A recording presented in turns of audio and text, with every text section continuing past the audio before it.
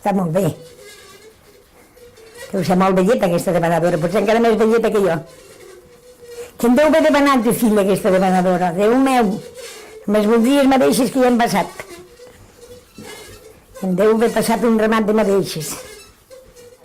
I quan en teníem unes quantes madeixes calculades per fer un jersei o per fer 10 o 12 calçats de mitjons segons la gent que hi havia a la casa, llavors ho rentàvem tota l'hora que se'n deia treure l'oli, perquè a la fàbrica hi posaven oli, a l'hora d'elaborar-la hi posaven oli, i llavors se'n tenia de treure l'oli.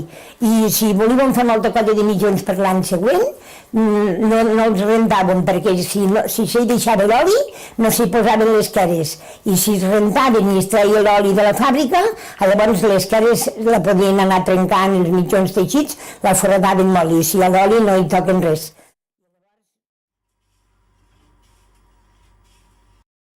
Ara ja tenim les madeixes rentades, estem a l'octubre i és el temps de tenyir, el que es diu un tenyit amb nous. Anem a buscar les nous que ja cauen del nouguer i hi ha l'escarfoll verd que s'escapa de la nou. Anem a recollir els escarfolls, els posem en una caldera, en un caldeu, en una sopera, en una olla, els fem bullir durant 3 quarts d'hora, ben bullits.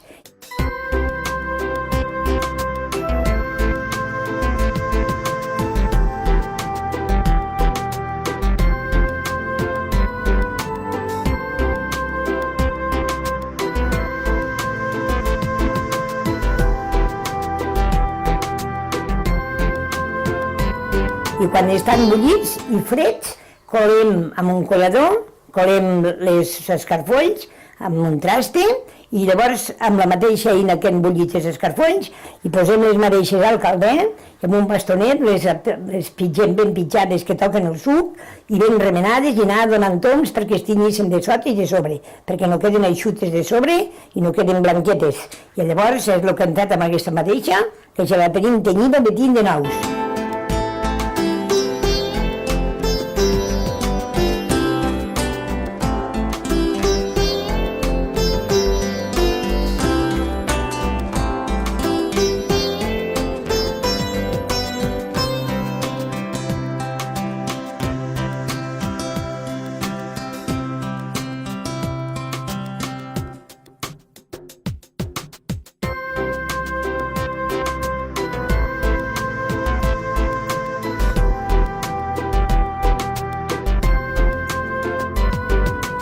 Ara ja hem tenim la madeixa, ja està escorreguda, la penjarem i la secarem.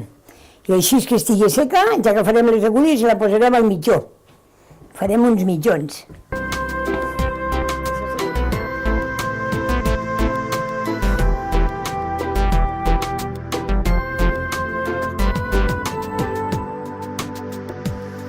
Aquesta la tenim tenyida de nous, com he dit, que fèiem totes les coses de casa sense anar a comprar. Però també hi ha un altre tenyit que s'agafa uns buscalls de vern, d'arbre de vern, buscalls de llenya verd, que sigui verd, res de sec, i llavors es pela la primera pela, es treu fora, la pela que fa conèixer com és el verd, aquella es treu fora, i llavors a sota d'aquella n'hi queda una de vermella, bastant vermellosa. Llavors es torna a rascar tot el buscall fins que queda pelat, el buscall ben pelat, i s'estreuen totes aquelles esquelles de sota de la pela negra, perquè el verd fa una pela molt negra, i es rasca ben rascat tota la pela de sota de la negra, i es posa a bullir en un calder i durant una hora bullint. I després també es despenja el calder i es deixa refredar i quan està fred es treuen les peles o es cola o es treuen amb un escorredor, totes les peles a fora i llavors també s'hi tornen a tirar les madeixes blanques amb aquell tint. I així com aquest tenyida de nous és marró, aquella és tirant a rogenc, que se'n diu color de carmesí. I és un color molt bonic el verd també, i un tint molt barat.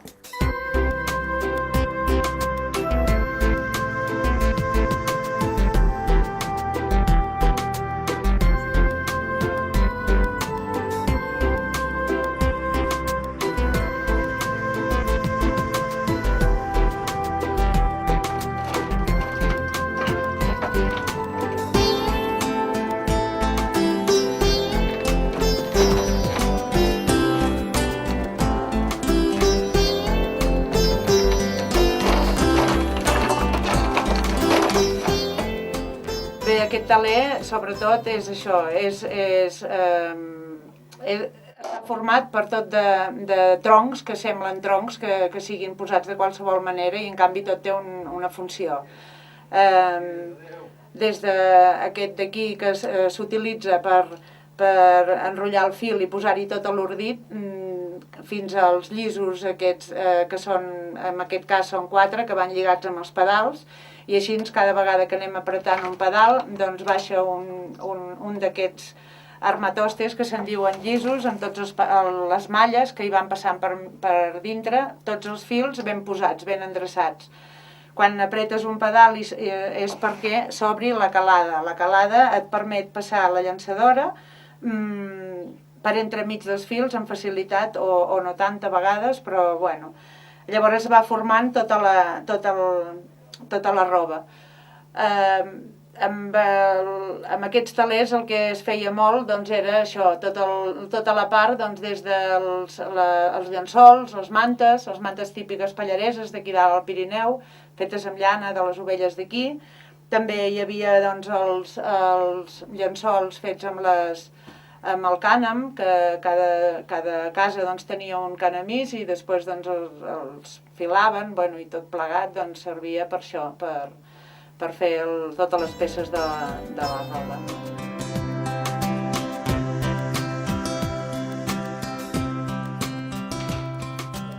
I llavors, més o menys, era tota l'elaboració de la llana, després de tirar-la i torçar-la i tenyir-la, llavors ja entrava el procés de teixir-la. Llavors la repartíem aquestes per mitjons, aquestes per un tricot necessiten 10 madeixes, o per unes mitges 3 madeixes, o per uns mitjons 2, es repartia i durant l'hivern ja s'havia acabat aquella llana, ja es teixiva tota i ja cadascuna feia el seu treball, desempenyava el seu lloc i ja ens quedàvem sense llana. Sense la llana de l'any anterior ja havia passat a la història, ja estava tota fora de lo que pot ser llana. Si era una colxa, si hi havia altra classe de teixits, ja estava tota teixida i tota per cada persona i per cada cosa el que s'havia de menester.